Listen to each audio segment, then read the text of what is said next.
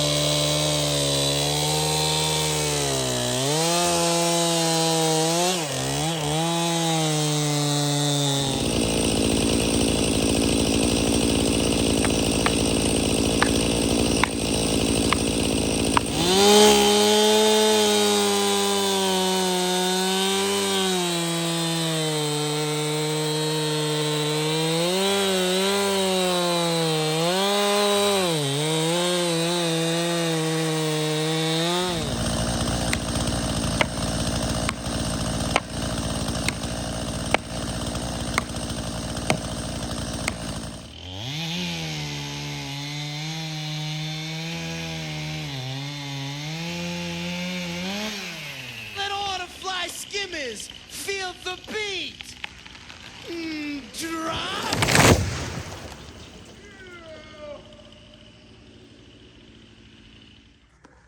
All right, we assessing the situation. I want you to see something. Look how much of this tree was dead. The whole top of that tree. Look, all of that's dead wood. None of this. Well, let's see. No, that's live. That's live. Just at the tip was dead. I thought that was dead. But look at that. Okay, so now look, there's that other pipe. There's that other pole directly where I said, ain't it? Right where I said. So my lineup was perfect. My plunge cut was whack. We got it. And you see how that was leaning like that? The reason I even attempted a plunge cut, I've never done a plunge cut. But the reason I attempted it was because this thing was squirming like a snake. And it had a real mean lean on it right there. But then it corrected itself. You can see right here where it leaned the opposite direction really hard. And it was just twisted up in the sky like a corkscrew. So I tried my best to drop it on all of its weight. Look at that. That's a mean curve right there. That's a mean twist. I was scared of that. This another reason it took me so long to take this tree down. And then you got this mess here. See, this is oh, what a mess. What a mess this is. This is just a total mess. I have no advice on none of this. I start using my wedges once I realized I made a mistake and started low.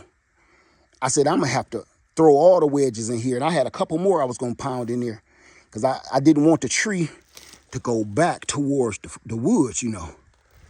So even though, you know, it would have been fine because it's my woods, but I didn't want no more headaches because that would have got caught up in one of these trees, and I don't need the headache. All right. Now we got to get this cleaned up. All right, it's not over. Now it's time to start taking the limbs off, clean it up so I can get it ready for to make some rounds. This is dangerous too, because if you hit one of these branches, these limbs, I mean, and the tree might be leaning on that, if you hit the wrong branch, this trunk will start rolling towards you. If you hit the wrong one, or it will rubber band back at you and pop you. One of these branches will. Like the one you cutting may not be the one that's about to smack you in the face.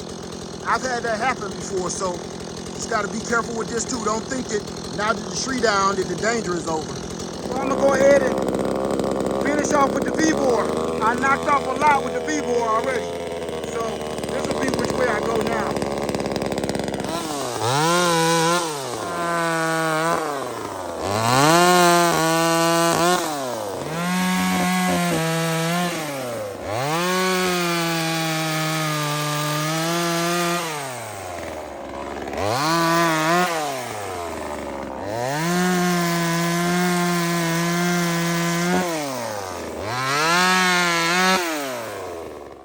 Clean up for a minute. But so far, we knocked all that much out so far. And most of this was with that V-bore. I just wasn't recording. So we don't got far to go. We don't got much to do.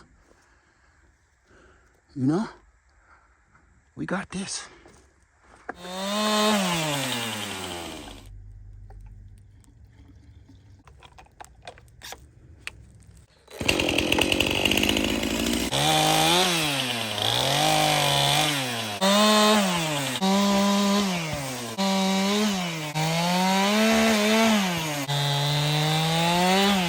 No more tree, no more stump, no more nothing. It's out of here.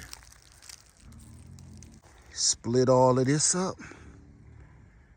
I want to give a shout out to Buck and Billy Ray, because that technique is the bomb.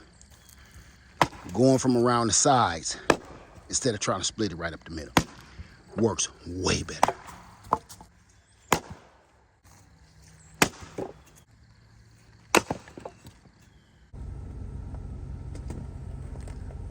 I'm sure that tree was over 50 years old. I stopped counting the rings at about 40. I had better stuff to do. Yep. Goodbye.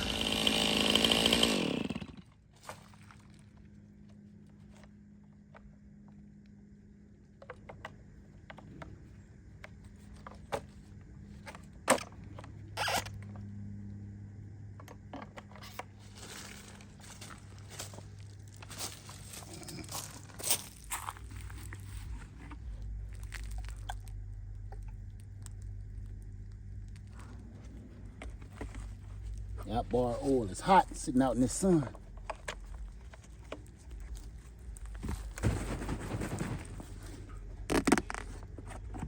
I mix my fuel in this jug. Kerosene is not in here. That's my steel mix.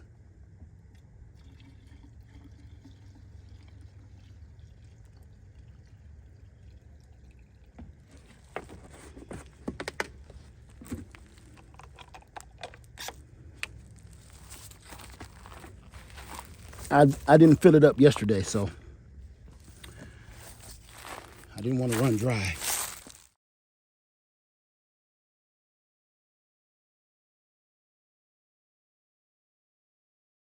Okay, y'all, I'm done. That's it. No more tree, no more stump, no more nothing. It's out of here. All I gotta do now, chop up these rounds, split them down into firewood, stack them up, and get all the good logs out of this pile and the brush. I'm gonna have a doggone bonfire. But we are done. Look at this. Look at that. That chainsaw was tearing them up, boy. He was tearing them up with them fat chips. Yeah. All the way up. Like Fat Joe. Chop up. See, this is still good. This is still good. That's good firewood logs that'll dry out good. So finish chopping these up. Split all of this up. And we'll be good to go. Thanks for hanging out with me, y'all. We're going to go ahead and finish tightening this up and getting ready for year 2026. I'm going to show you why all of this, I'm in a rush. All of this is going to get done, but watch this. When I have the bonfire, I'm going to have that bonfire right at that barrel. I'm going to dig a hole out, move the barrel, dig a hole, a pit, and this is what else I'm going to do. All of these trees right here, I've been threatening to do this now for 3 years. I'm going to chop all these little trees down, and inside these trees is what we call the fallen shed. That's a shed that fell the day I bought this property. I'm going to take all of that mess and just start burning it up in that fire pit with all the rest of these sticks. That way I'm going to clean this whole area out. Just start cleaning it all up, man. Got my first mission taken care of. I got a pile of crap over there too on my driveway. Get that cleaned up. Wow, what a view. That's all that's left.